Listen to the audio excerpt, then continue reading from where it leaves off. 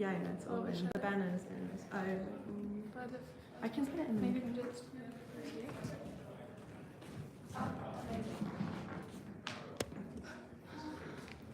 Is that better? Yeah. I just don't know. The only thing is I am Rihanna. Hi, nice to meet you. Nice to meet you. Not bad, not bad.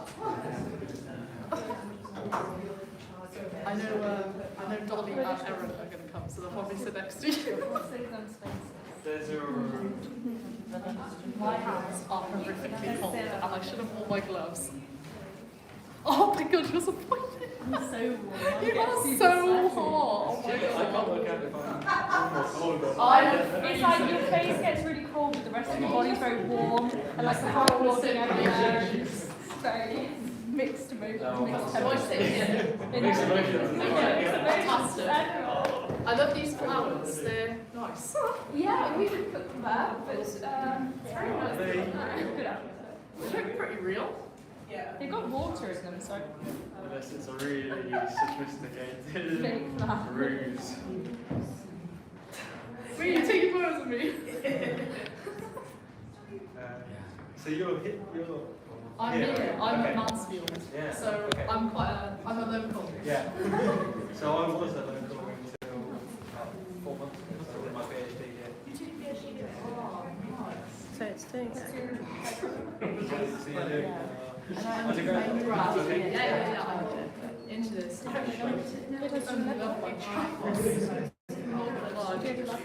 started just in the mental health area. Okay. Just don't have mine? I joined the Royal College. They were starting to set up. They set up a book club and they were like really like, come and join this working group and then so it's called the Eco-Catholic and it's a psychiatrist aligned with psychiatrists from across the country. They're aligned with the college. Yeah. Okay. And then we have loads of part of the Green Psychology Alliance, Okay. which is a global psychiatrist, and I know at least about 3/4 of that. Yeah. I'll come and like Yes, that looks good now. through different meets and stuff like that, because like the areas is so small. Okay. You kind of know what kind of psychiatrists Caroline. involved. Yeah, I met Caroline quite a few times. She sent me she sent me that yeah, like I know some of the people who wrote the main writers for that. Yeah, that was cool. Because is that Yeah, it's been officially approved by Lancet, so yeah. Well, we still have photos. I think that was cool. And you're part of the society as well? Yeah, like scholarship. But I'm so like I'm busy. Third year. Yeah, busy third year, but also like I do a lot of work at so much. Like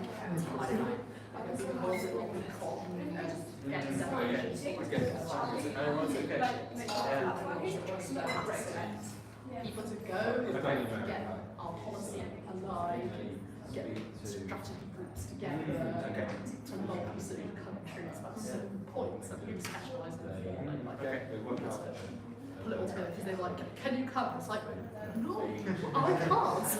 I have something called a degree and dissertation to write. So, that's what I do. And just everything, just one thing after the next. You're in this kind of area, just find out. Yeah. And how many? I know some of my friends are coming, but they might come late. I know my friend Annabelle's here for sure, so she's going to smile at me the entire time. Fantastic. No, don't worry. Let me just see if I can connect you to the fancy speakers here. The wizard.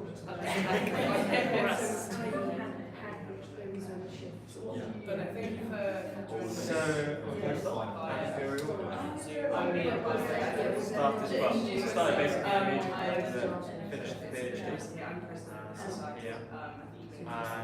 The research I'm doing now is not really related to mental health, but basically the lab that I'm on, Professor Breda Mills, so basically has taken this what-if theory, like fusion innovation theory, which is the study of why practices and technologies and innovations get adopted and scaled up, essentially applying that to biodiversity. Oh, okay.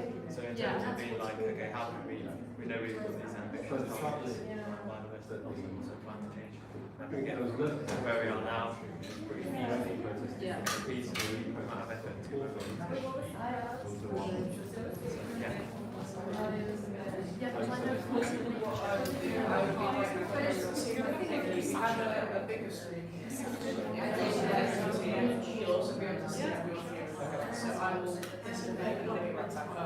I will leave you just on the text here. I mean, Hi, Charlie. just text them. Can you see us? I don't know. Oh. It's a shame that you couldn't join us, but you had some car trouble or something. They work more against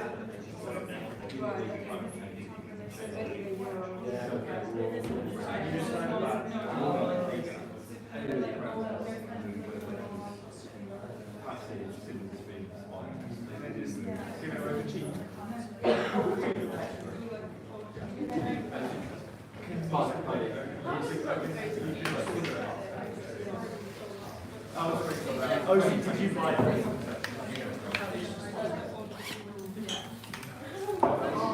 Hi there, how are you? Something else in the middle. We might have to 2 hours reflective. How many times have you actually done it this? I think so. I think it's much like especially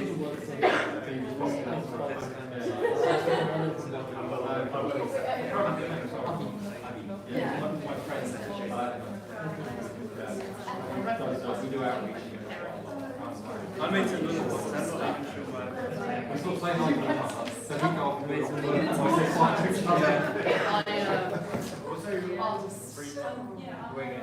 I'll sort it tonight.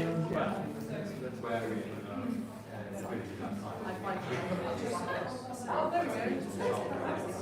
Well, so this is the thing, I'm dyslexic as well. So this is literally just here. It's, and it's just I'm not going to be able to do perfect. that. Can you hear us properly? Hello, Charlie. Yes, Can you hear can you hear my voice clearly? Okay, then you'll be able to hear Rihanna on 152 probably. Welcome, by the way. I'm very glad you came to join online. Do you have a pen? Like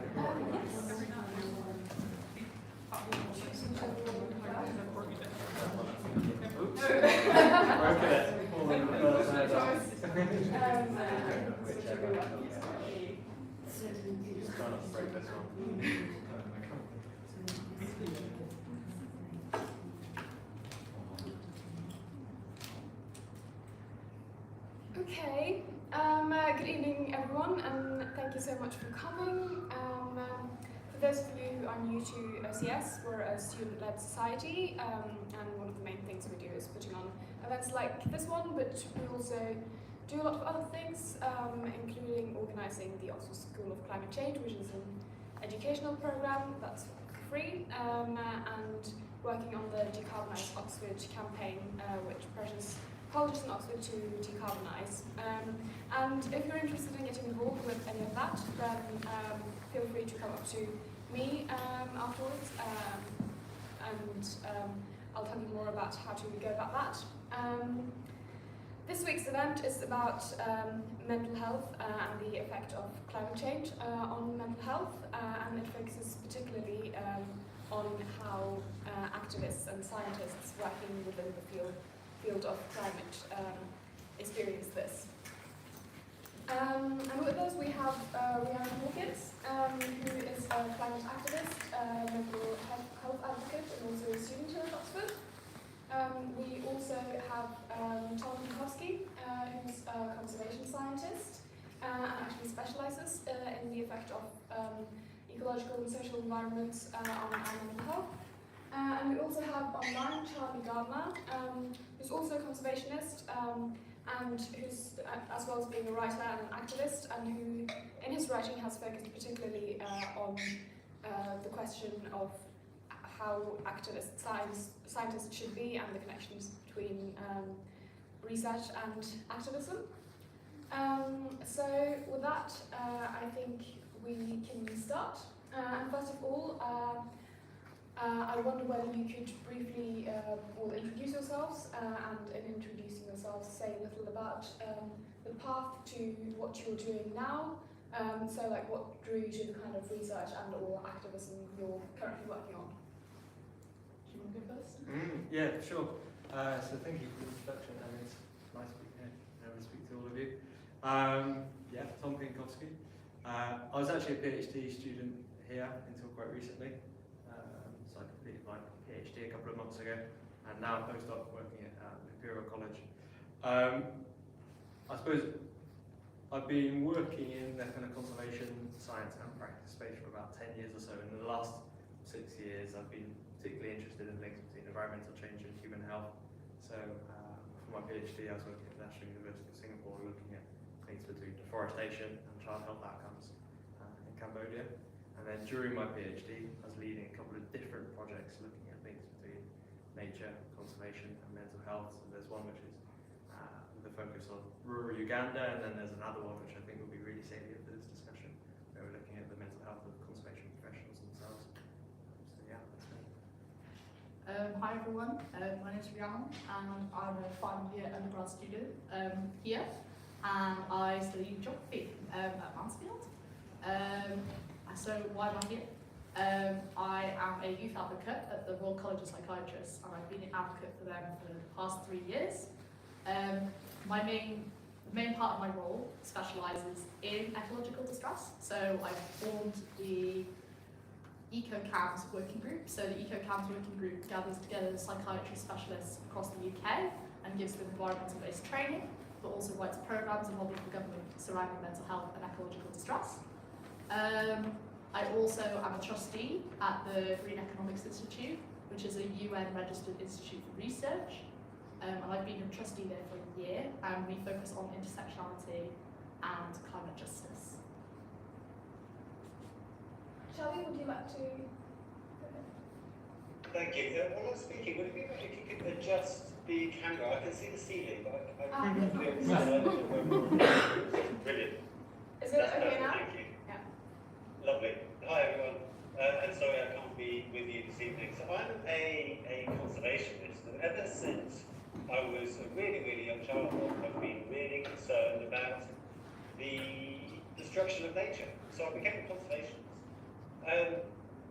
I've also always been really concerned about climate change, but I think like many of us, I found a way to ignore it. I just refused to really think about it on any meaningful level. I think because I knew that if I allowed myself to really explore the full implications of it, that it would change everything. I didn't want to change everything. I knew it would change how my career as a conservationist, and I knew it would change my life as a citizen. So I sort of ignored it really for a long time.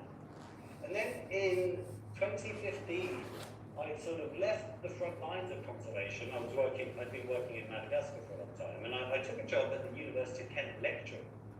And I was asked to teach an undergraduate module on climate change. And it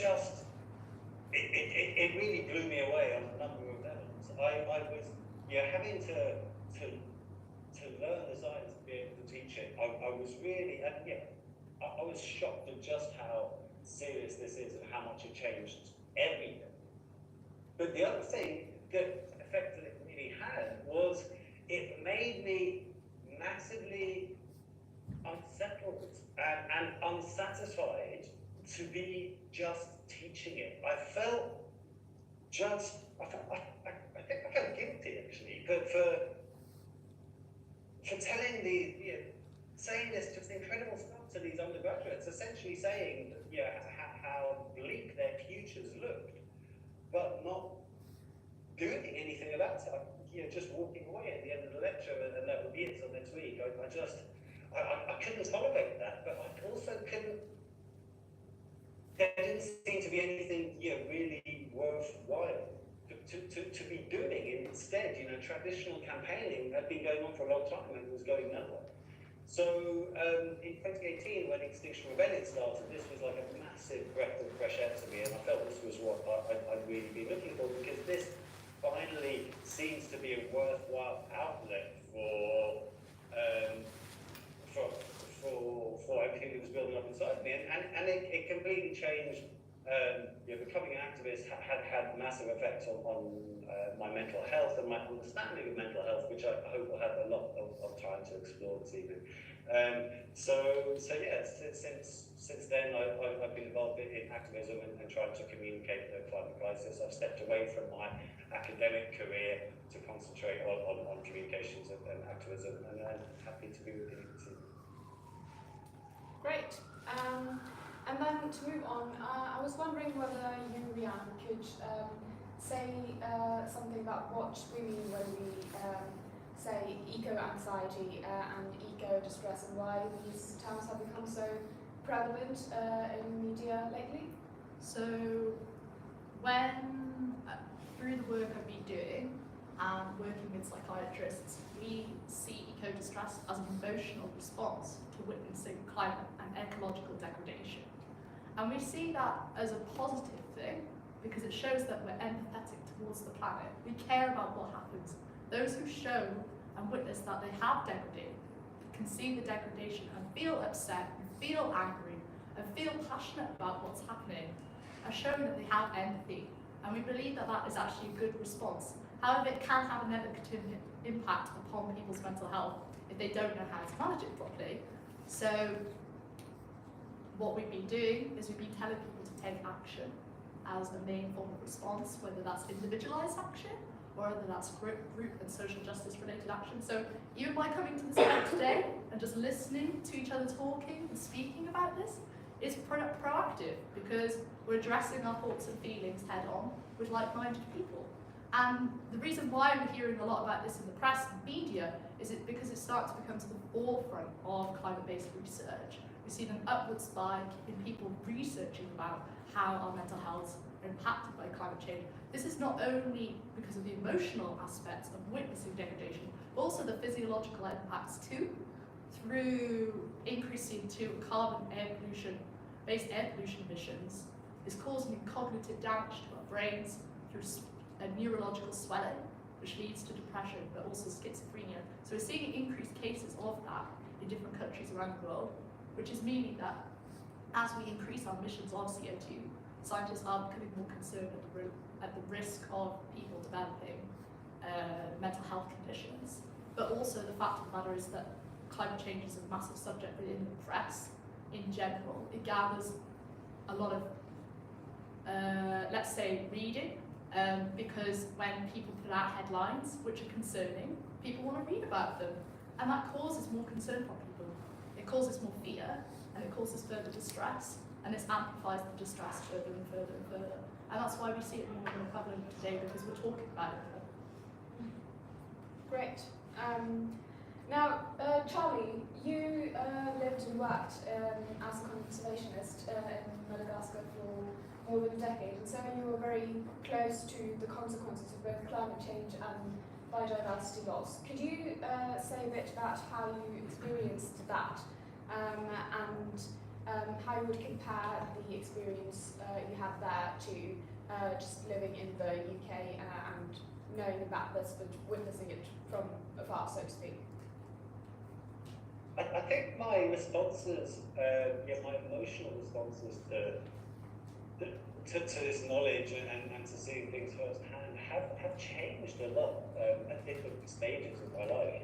When I first heard about tropical deforestation and indeed climate change, when I was a kid in the 80s, it was terror. Children can feel terror in I think really acute ways. that adults don't. And yeah, I remember being 6 or 7 years old and literally being terrified at what I saw the future of the future of the planet would look like. When I became a conservationist, one of the overwhelming emotions I felt often is grief, and I think this is quite different. So people who work with the natural world, I think, perhaps appreciate things, perhaps experience things a bit differently to people that work in the climate sector, because although we are starting to see really severe already in this country too, a lot of our fears in climate change are anticipatory. It's about what is to come.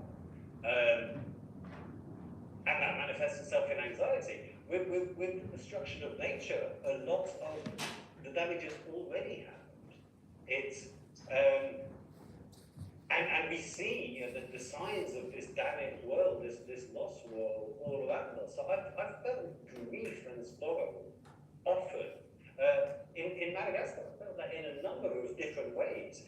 Madagascar is a really interesting place because it had giant animals really recently. So whereas in this country, we lost our woolly mammoths and all those things tens of thousands of years ago, in Madagascar they were there really recently. The giant lemurs and these giant elephant birds only went extinct within the last 500 years. So you can see, you can stand on the trees that were germinated after passing through the gut of a giant lemur. You can find fragments of these giant elephant bird eggshells just in the sand dunes wherever you go. So there's this really the lost world of past biodiversity feels so frequent, so recent. You can almost touch it. It's almost tangible, and that made me feel immensely sad. In different ways, sad for what we've lost, but also sad on a really personal and selfish level. I'd love to have been able to experience and see these magical things that were wiped out, and I can't, which is upsetting. It's also really tragic on a human level. Most people in Madagascar live in rural areas. They depend on natural resources or subsistence farming for their livelihood. So when there's overfishing and there's not enough fish to catch, that means hungry children that you know. When the rains fail and people don't get a good yield from their crops, again, that's hungry children and starving people. So actually living in Madagascar made me, it changed, it didn't change my emotions so much, but it changed what I care about. When I was really young, I just cared about the natural world, and I was quite misanthropic and didn't really care about people at all. I saw us as the problem of it, really. And then, living in Madagascar, I started realizing how much people depend on the natural world and how much I love people. I became less misanthropic, and I started wanting to do it for other people, not just do it for other species. Since I started learning about climate change, my motivation has changed again. These impacts we're worried about are looking to be coming down the road so soon. Now, half the time, I feel like I'm acting in self-defense. It's gone from sort of altruism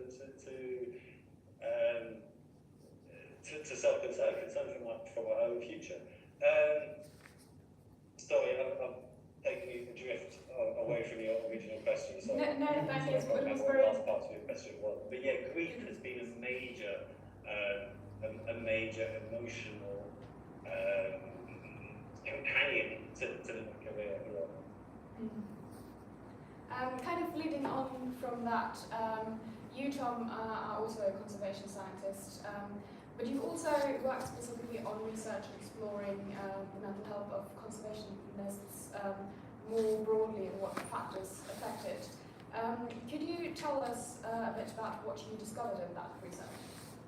Yeah, so this project that Maria's just mentioned, one which I mentioned at the start, this Life in Conservation project, basically it emerged through conversations that I had with my supervisor, who's here in the zoology department, EJ McGullen, who has supervised literally hundreds of students, taught hundreds of students, and has really, she kind of kept in touch with many of them throughout the years. So she's had a lot of the kind of experiences that people have had trying to navigate their kind of career paths in the sector, and the different challenges and the kind of positive experiences that they've encountered. And we thought, okay, wouldn't it be interesting to actually look at this subject systematically?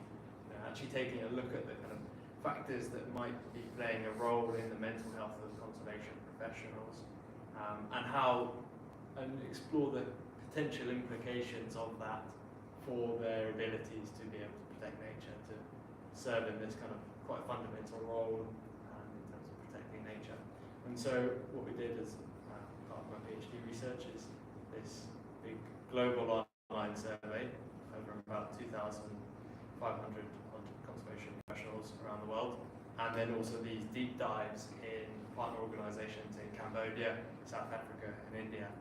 And we were trying to kind of work out, okay, in terms of when we're talking about mental health, when we're talking about those risk and protective factors, what is it? Is it the personal characteristics of individuals? Some people just have, you know, more predisposed to mental health than others, or is it working conditions? The recognition that actually conservation can be quite a challenging sector to work in, or is it more of this topic that we've been talking about in terms of ecological grief, this kind of concern about working in a sector and essentially committing your life to and your careers to tasks which at times can feel quite bleak. And through that research, I think there was a couple of different main areas of the results. There's definitely a lot of variability between individuals based on their kind of personal characteristics. So we found that people in early career stages, people who are younger, were more at risk.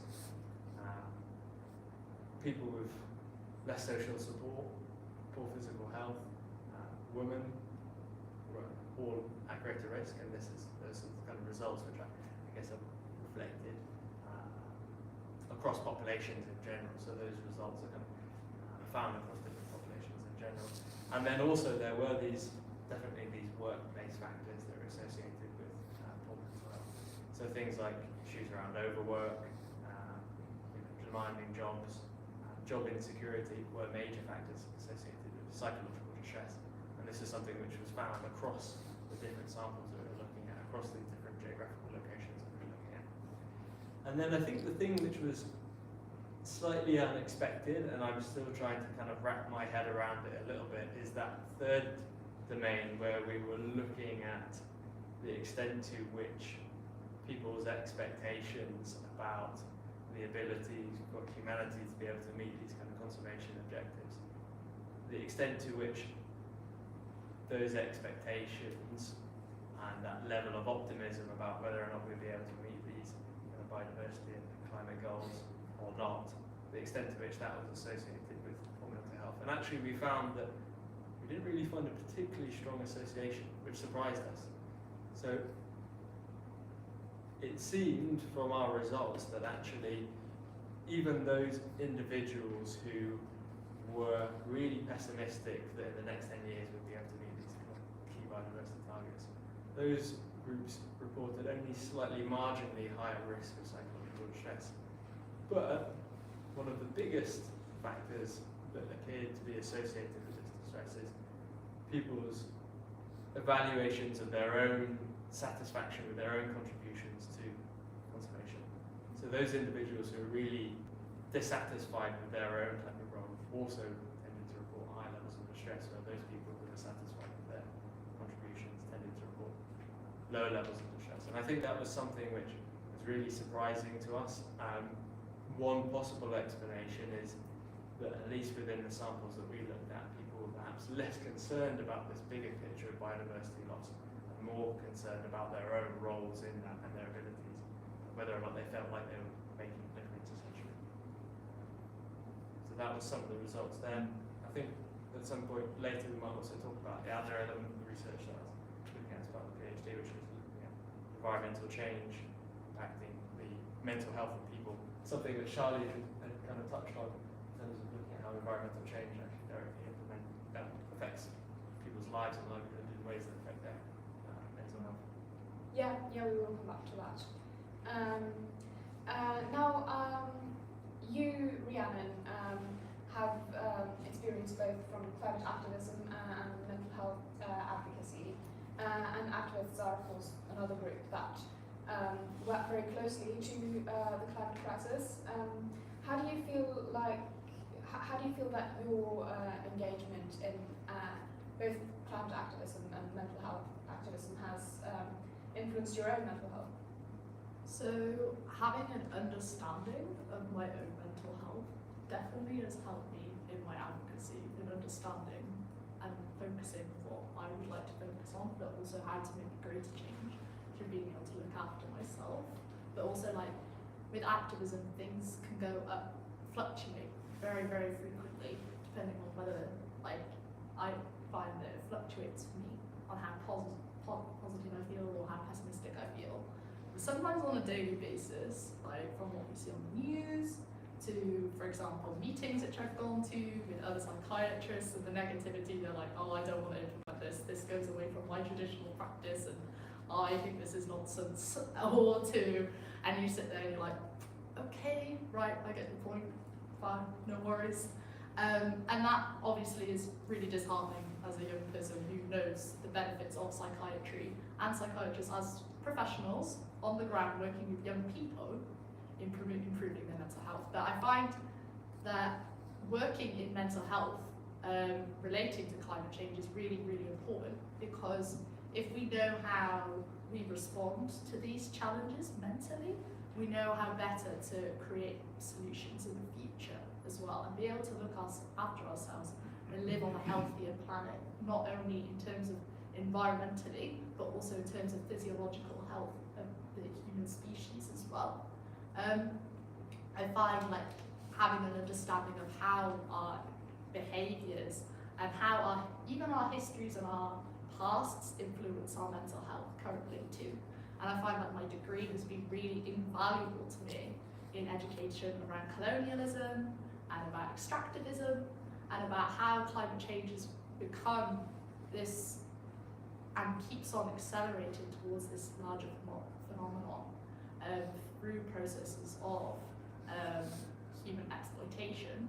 And having those understandings of educating yourselves as well has often improved my mental health, because I actually know where those feelings stem from, but I also know how I can make a difference as an individual through tackling these problems. We can't tackle these alone, of course, because they're systemic issues caused over hundreds and hundreds of years.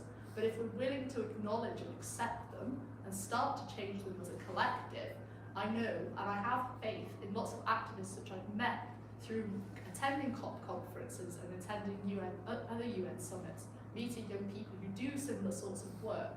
Our shared activism and positivity in trying to infiltrate the UN power system, which is a complicated system, by the way, and is not easy to get into for starters, let alone having the opportunity to speak in.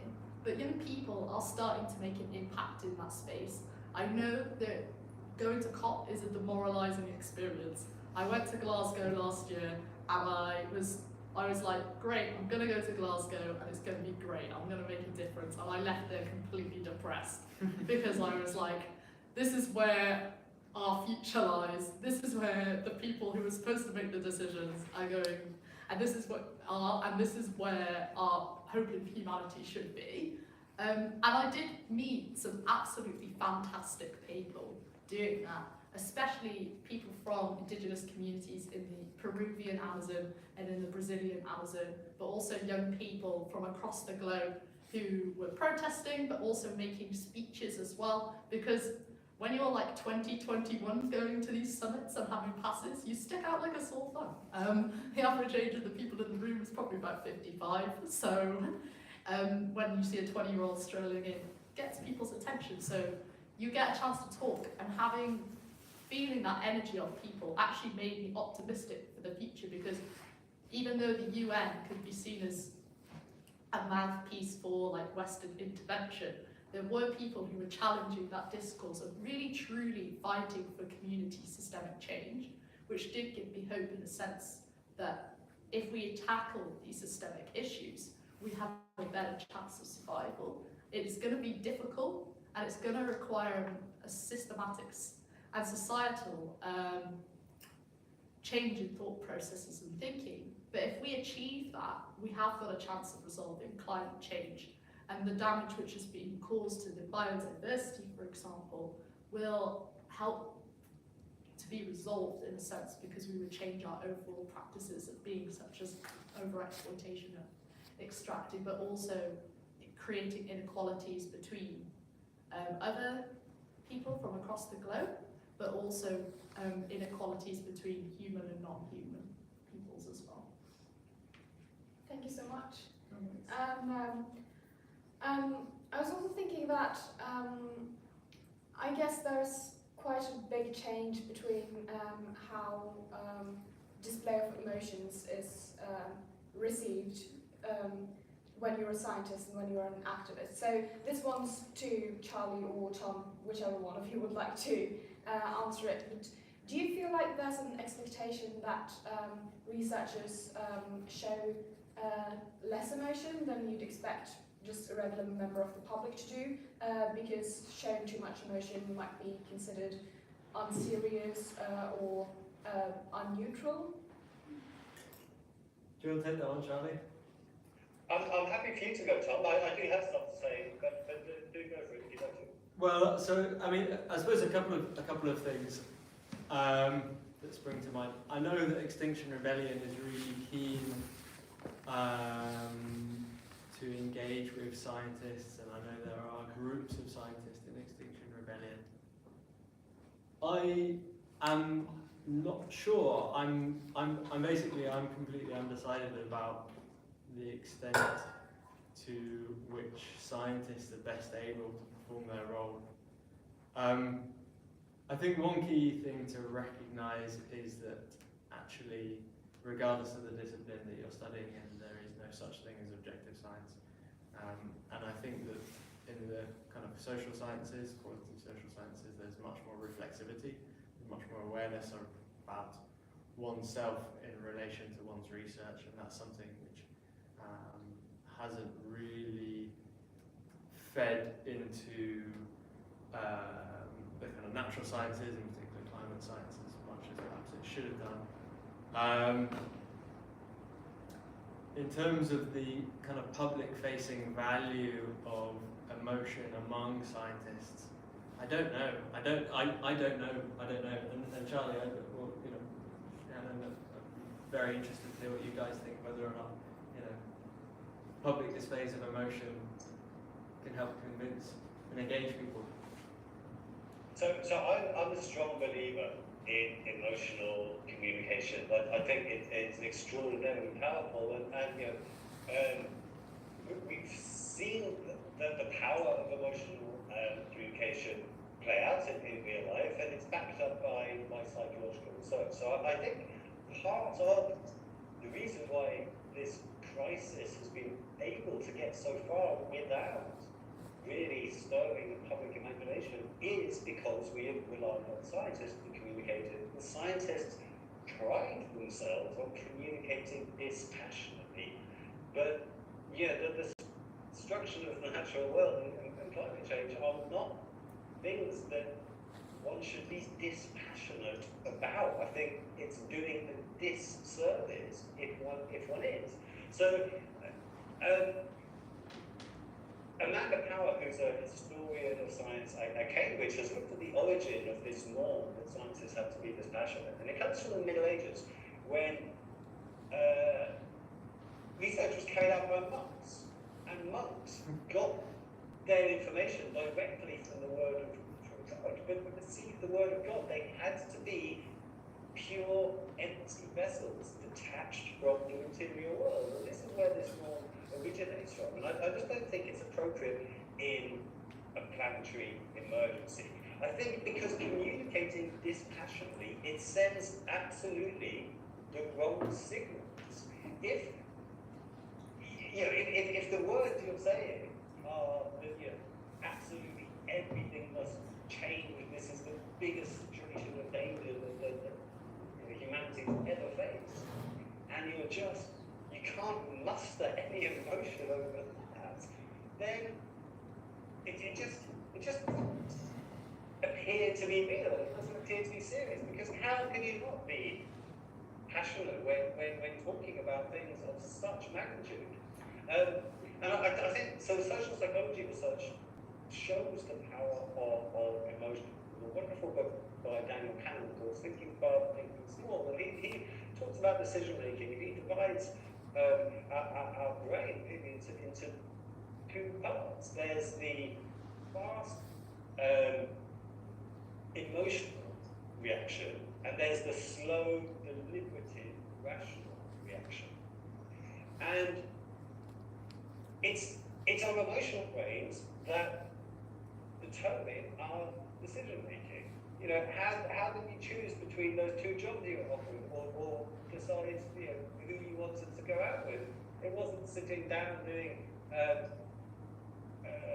pros and cons list. Well, that might have helped, but ultimately you went with your heart. Psychologists describe it, the rational brain, as a bit like a rider sitting on top of a trained elephant. Your rational brain can try and control this elephant as much as it can, but at the end of the day, it's the emotional brain that's going to the side. And I think Greta Thunberg is a wonderful, wonderful example of this. We've been listening to dispassionate scientists for decades, and no one reacted. No one comes from one young woman, starts speaking in emotive language, tugs us in the heartstrings, makes us feel guilt and shame, and everyone got it, and people started talking about this, because I just think it's emotions that matter, not facts. And scientists are, as much as we, I don't know, society looks to us for behavioural guidance. Society looks to us for how to react in this emergency. Sorry, I'm repeating myself, but I'm a big advocate of emotional communication. No, thank you. That was a wonderful response. Now I want to go back to something you mentioned, Rhiannon, about how your degree has made you understand global inequalities better, and how practices such as colonialism and extractivism have contributed and continue to contribute to global inequalities. And you've written a paper about how global inequalities affect our understandings of eco-distress. So I was wondering whether you could say a bit about how those inequalities play out in the discourse of eco-distress, and why there is such a large focus on the global north, even though those who experience climate change the most directly largely live in the global south. So what I'm going to start on here is like the whole understanding of psychiatry, how psychiatry became a practice. So at the end of the day, psychiatry rose to the forefront as a practice during the colonial era, as a system to categorize people's superiority and to justify colonial rule over different populations around the globe. And the violence enforced by colonial authorities upon those who were colonized increased pain and increased emotional trauma. And that pain and that emotional trauma, the violence inflicted, and this is through different practice, so such as direct violence, which is actual forcible violence, but also knowledge-based violence, epistemic violence, in the forms of missionary action, in prohibiting relationships and prohibiting religious practices, which were from those areas, and enforcing Christian views. And you're thinking, why is she going on about this? Well, because this violence continuously forced upon the body, the emotion of being constantly damaged all the time, it forces pain upon people's bodies, pain inside the organs, and this is known as viscerality.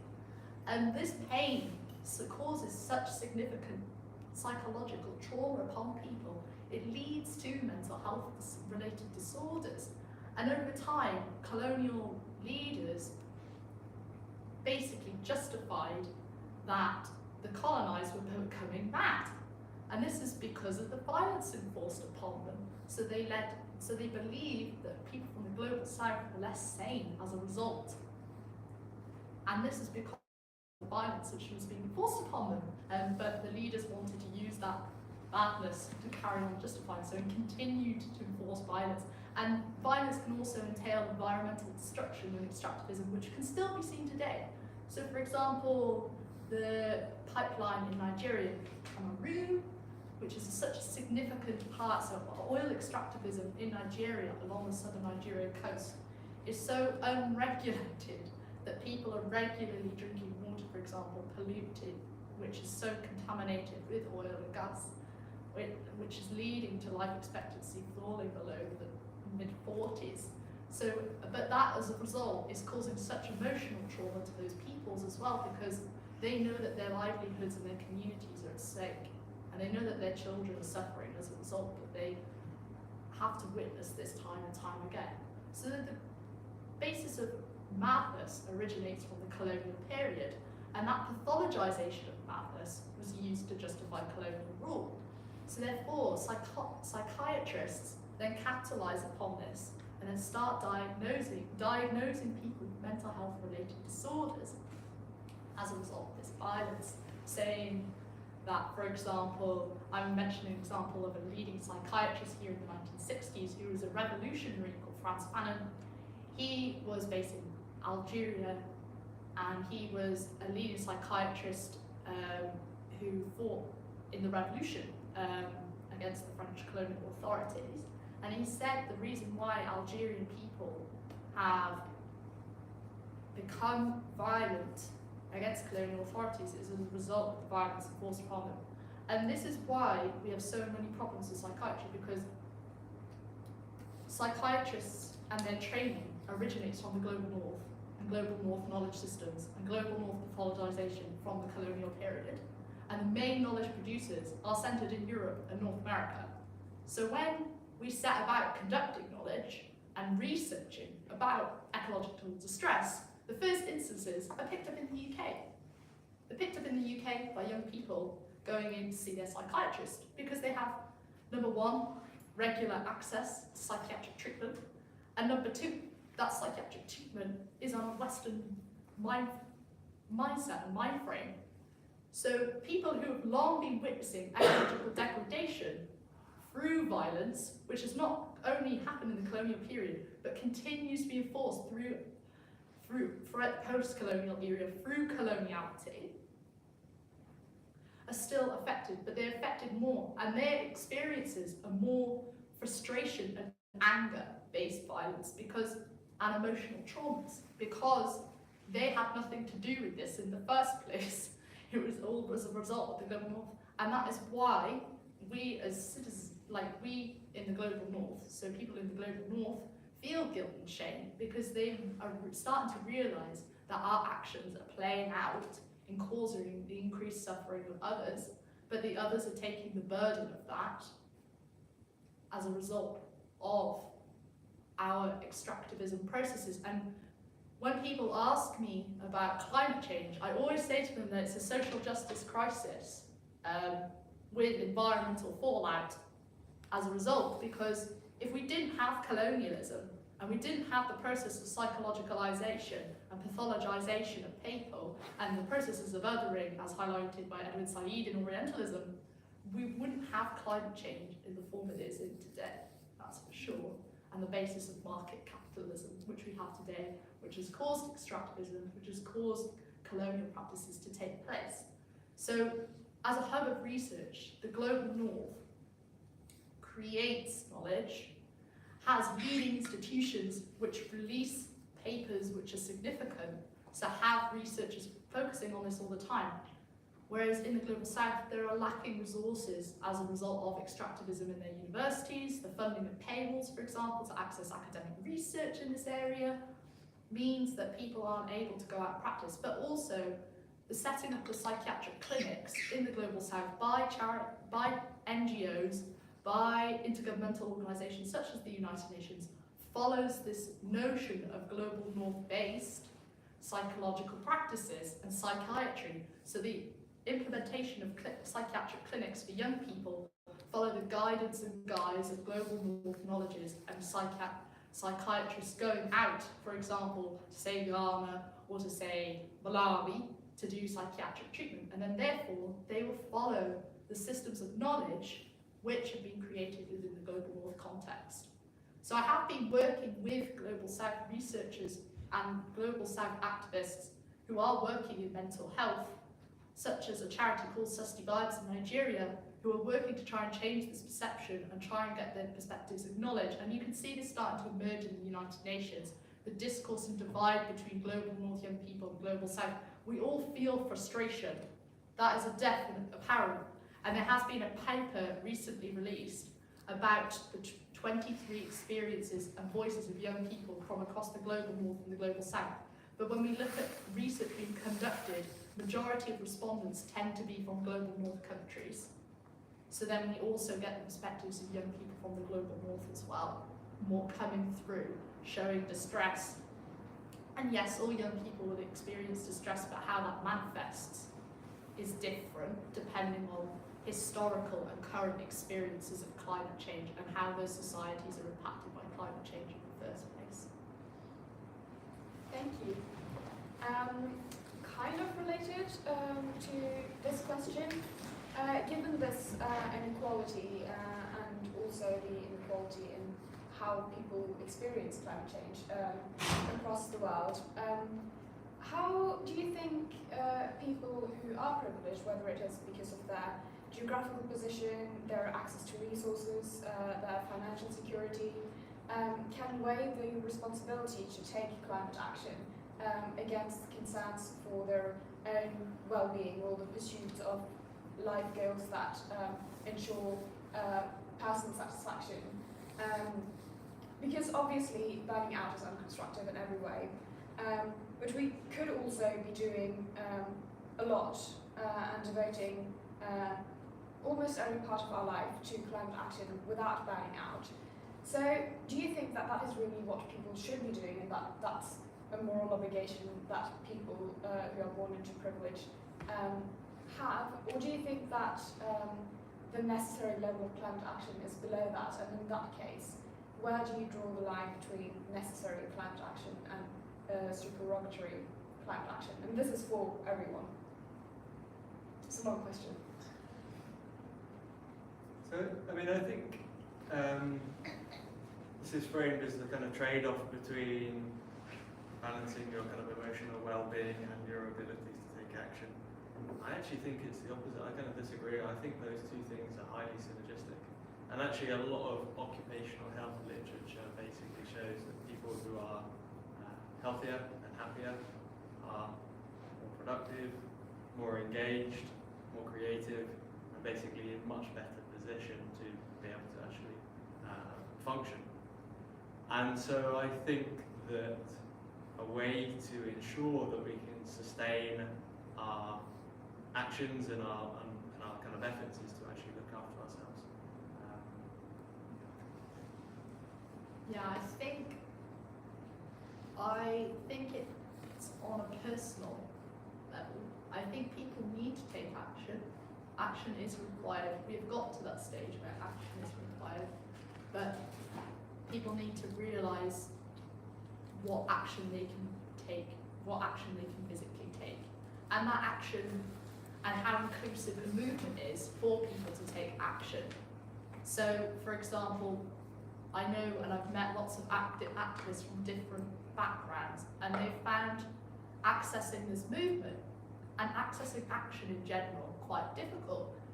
I work a lot with disabled communities. I've met disabled communities in the UN who lobby for climate action for disabled recognition and climate justice.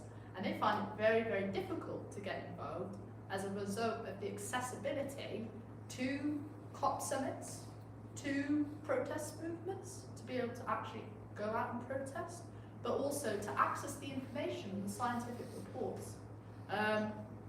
Most reports are not available in large print format. Pretty much all of them are not available in Braille. pretty much most videos and educational tools have transcription underneath, but they often don't have sign language interpretation. So I think action needs to be taken, but if we want to ensure that we actually have action, we need to make sure that that action is fair and acknowledges the different intersections within society and different cultural perspectives, and also value those perceptions, because otherwise we run the risk of having a climate movement which is therefore dominated by one knowledge system, one type of people and one perspective, which then, even though we're all making action, that action is not necessarily the best form of action for all communities. And the thing is, we need to make sure that action represents everybody, because otherwise there'll be no climate justice, because climate justice depends on justice for everyone and not just individual communities. And I think we all play a part and a responsibility in that, in our day-to-day lives, not just thinking about climate change, but acknowledging communities of colour, for example, within our societies, acknowledging disabled injustices, acknowledging injustice surrounding religious hate crime, for example, thinking about LGBT communities and how they're impacted, and injustices in the LGBT community. I think thinking about it in an intersectional way can be empowering then, and it means that people who constantly work on climate change can have somewhat of a lift, and also there means a join in solidarity with other communities, because when we're in solidarity together, when we're all working together, and we all have an equitable solution which includes everyone, we will actually have a positive outcome. And I think we need to think more about making this movement accessible to everybody to ensure that climate justice can be achieved fundamentally, and not just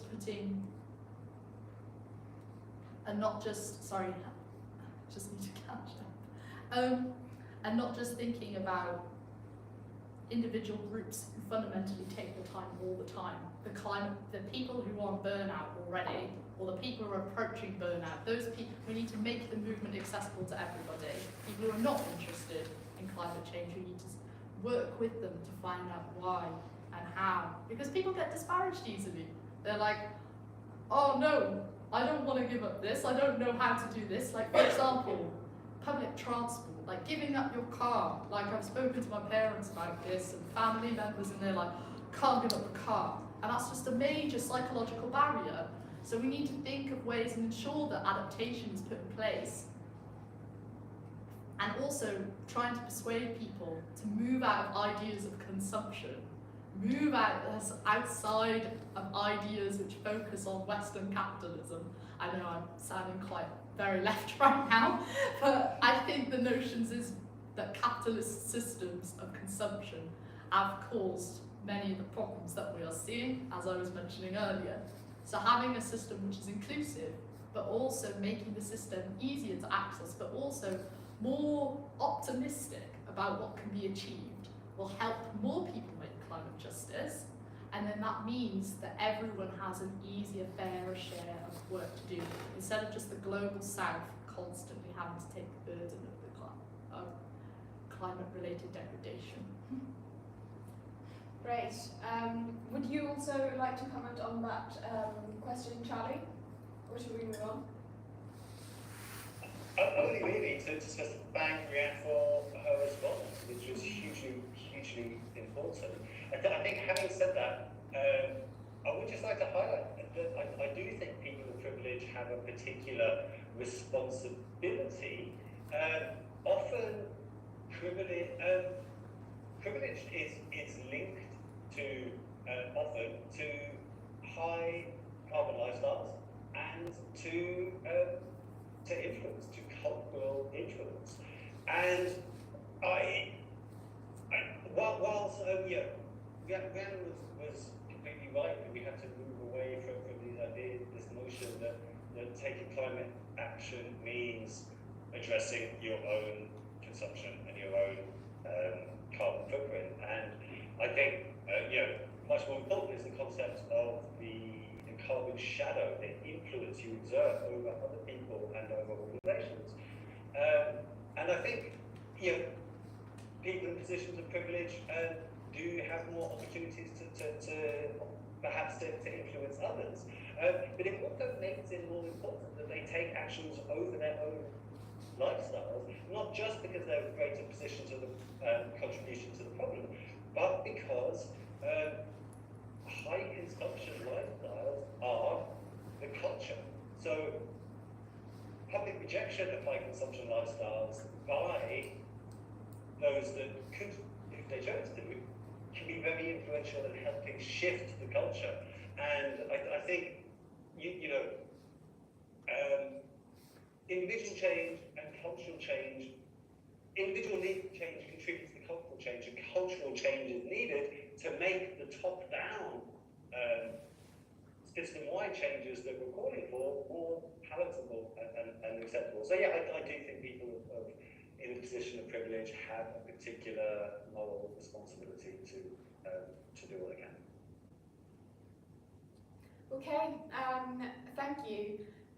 We are nearing the end. I'd love to ask more questions, but I also want to leave some time for questions from the audience. So before we move on to that, I have one last question, which is what makes you hopeful about the future? Do you want to go first? Sure. I think what makes me hopeful is the knowledge that actually we're really bad at anticipating what the solutions are going to be, which are just around the corner. Because if we knew what those solutions were, we would have them already and we would have implemented them already.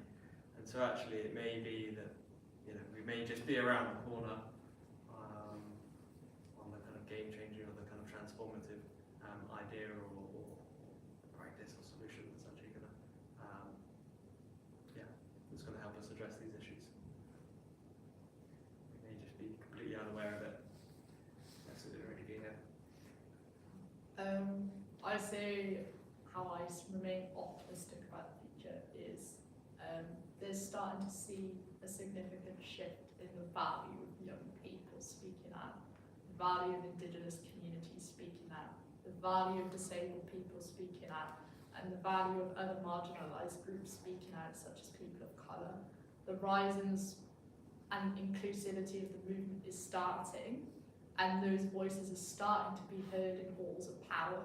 Like, for example, in COP26, the first ever disability-related alliance discussion about climate change was held for the first time in UN history. And this COP has hosted the most Indigenous people we've known so far to attend a COP.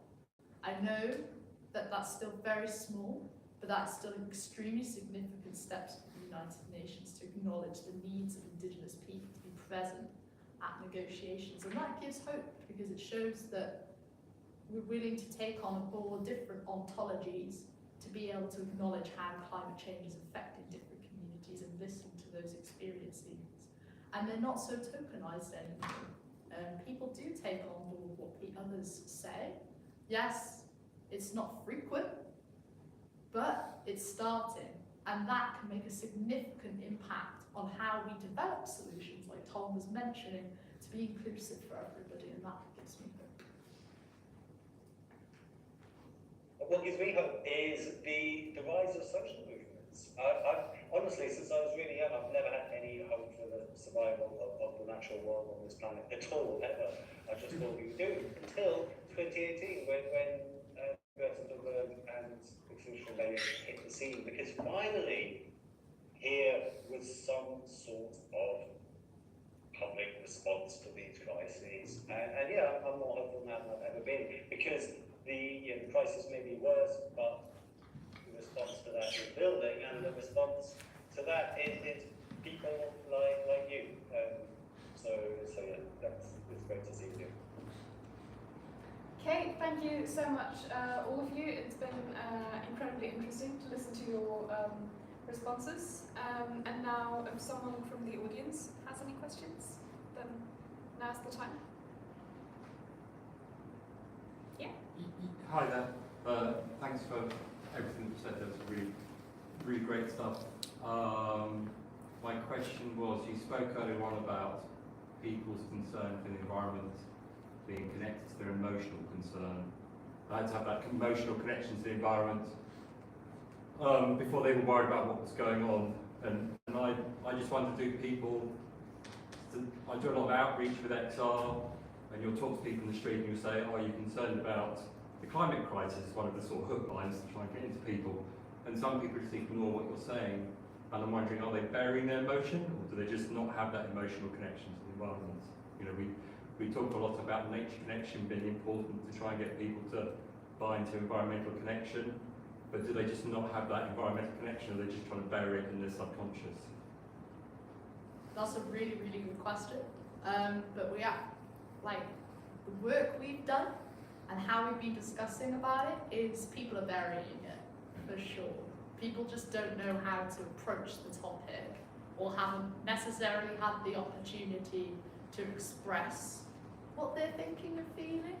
I know that colleagues of mine have been starting to uncover this when they work with young people, when they're dealing with other mental health problems, and like seeing their day-to-day lives and what triggers.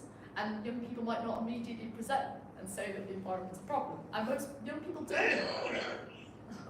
Most young people don't immediately present that as a challenge. And then once they've been proceeding through treatment and having those discussions, like young people are saying, yeah, I'm concerned about the future, I'm concerned about the environment. And that does emerge, but they said like they've never had the chance to like properly reflect or vocalize that before, because they might have not necessarily thought about it in that notion, if that makes sense. So that people think on like a week by week kind of schedule, and okay, I've got this on Saturday, but people might not think like 10 years in advance or 20 years in advance. And then when they start to think about that, they're like, right, yeah, we have this problem. And then that's when it all kicks off, because people are like, then when they've read the news and they've had that realization, it's like a feedback loop then. And that emotional response then starts to get more and more instigated. And that happened to me when I was about 12 or 13, learning at school, doing extra reading, and then it's impacted now me for the rest of my life, and it will do now for the rest of my life.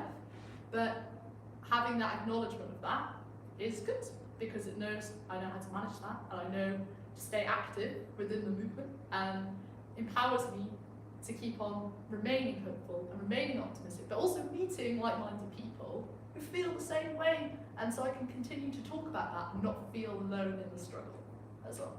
But thank you for the question.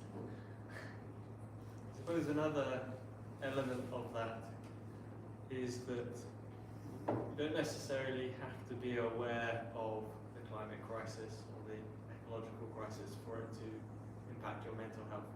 So some of this research that I was doing in Uganda, I was looking at how people's changes in people's landscapes and use of natural resources influence patterns of poverty and food insecurity, and subsequently mental health risk.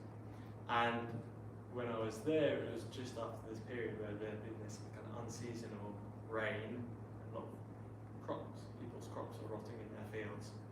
And when I was speaking to people about it, people weren't necessarily attributing that to climate change, but they were feeling it in this. We talk about these social, in public health, we talk about things called social determinants of health. So these are all the contextual factors in people's lives that influence their risk of poor mental health.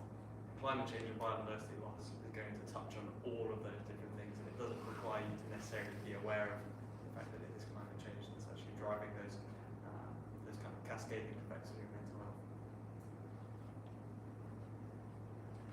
Do you have any other questions? Yeah, go ahead. Thanks everybody for this a really great talk.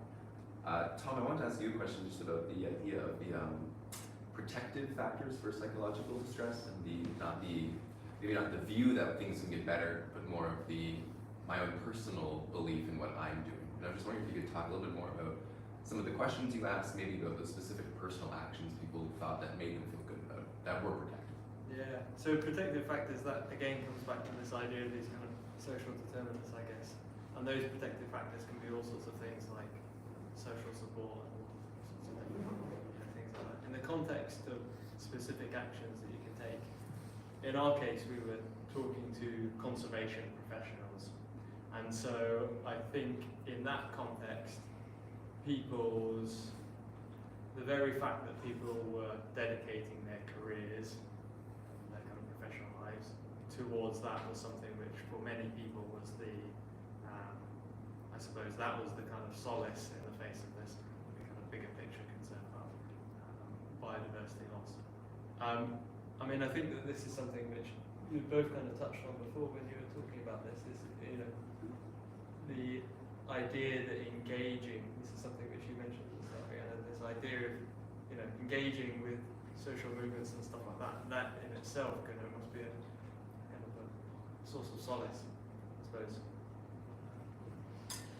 Yeah, no, engagement, I find, and what we found in working with other psychiatrists, and we've hosted pilot programs and training sessions with young people called climate resilience circles, where we've identified young people who've struggled with anxiety surrounding the environment, and they've come together and they've taken part in these workshops for around a month, like 4 sessions, 5 sessions, and they've just sat down and talked to each other about how they feel, and that has shown to improve how, like, they've presented very pessimistic kind of ideas surrounding the environment, and after those like kind of 5 sessions, they're feeling much more optimistic because they were bonding with people who have like-minded thoughts. They were bonding and talking about what they were struggling with. And there are numerous charities across the UK which are engaging with this kind of action led by other young people because they want to support each other. I know the Climate Society hosted a climate cafe. There are also really good ways of engaging, but talking about things is incredibly important with other people who also care the same way. And like whenever young people often present with eco-distress, we say the best way to deal with it is by taking action.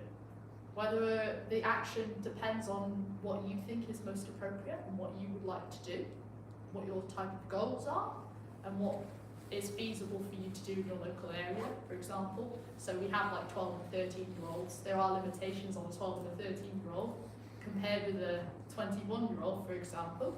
But if they want to do individualised action, or they want to do national action, like join Extinction Rebellion, for example, or set up, I know young people in my local school have set up like a sort of like a discussion through eco-councils. They have their eco-council and they talk about lots of eco-related issues, and it makes them feel better. So like having different levels of action but also discussing things is also a really good way of connecting with other people. And there are all sorts of communities out there which are available for you to talk with, and getting engaged with those is really, really important if we're going to try to work together as a united group of people to achieve climate justice.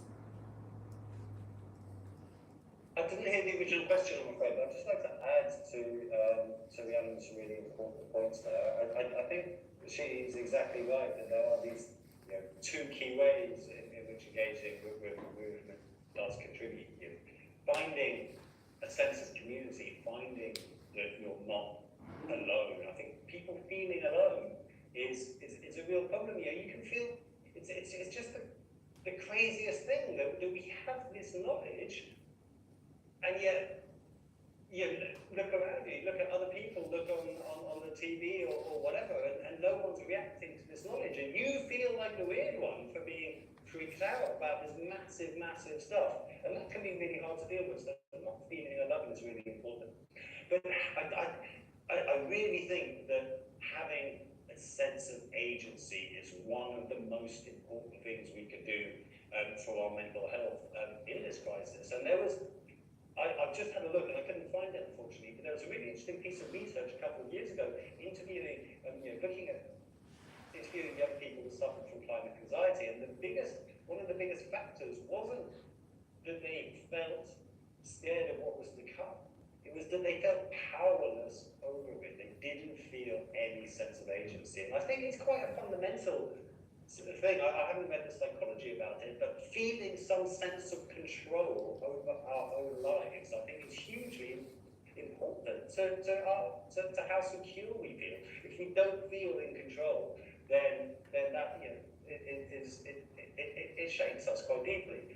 And that's what the issue is for a lot of young people, I think, is that they don't see what difference they can make. They're not aware of the agency they have. And I think, so if I have one single take-home message for anyone in the room tonight, it would be to emphasize agency in all our communications. If you just, you know, communicate how bad things are, but don't provide things for people to actually do about it, that can, you know, have negative impacts on our mental health. But giving people answers, giving people things we can do, is the one thing to alleviate that.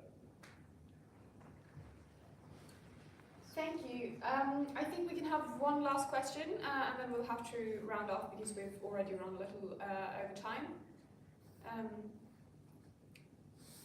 Yeah, please go ahead. Yeah. I was just curious how much you've seen the role of maybe an individual's faith play a positive role in whether hope or leading them to further action. How's it maybe shown a positive influence in their life? So in terms of faith-related practice, there are lots of youth-based organisations which do focus on climate action. For sure, I've seen religious leaders go and attend summits, go and preach about the environment, and it is becoming a much more bigger kind of idea of seeing ourselves, using the ideas of stewardship, for example, in embodying and using principles of looking after one another for themselves. So using principles from different religious texts are definitely coming into the fold, and religious leaders are playing a role in discussing about climate change. Whether or not that is significant, that is up for discussion and debate, depending on interconnections of faith leaders with, for example, the church and investment in fossil fuel companies, that they're difficult kind of conversations to have. But there are youth which are active from the church and faith-based organisations, and adults which are active, and religious leaders who are active. It is emerging, it's progressive, but they are coming to the forefront, and faith does play a big role for a lot of people in the instance of acting as protectors of our planet and looking after our home, for sure. Would anyone else also like to comment on that? Okay, in that case, we're done, and thank you so much for participating, all of you. It's been a really nice conversation, and you all brought up very relevant things that I hope the audience has also enjoyed listening to. So, yeah, thank you.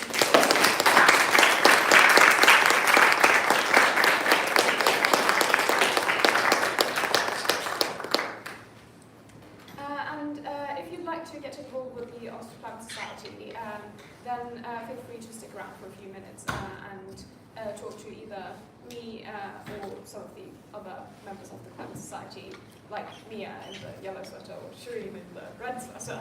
And thanks so much for coming.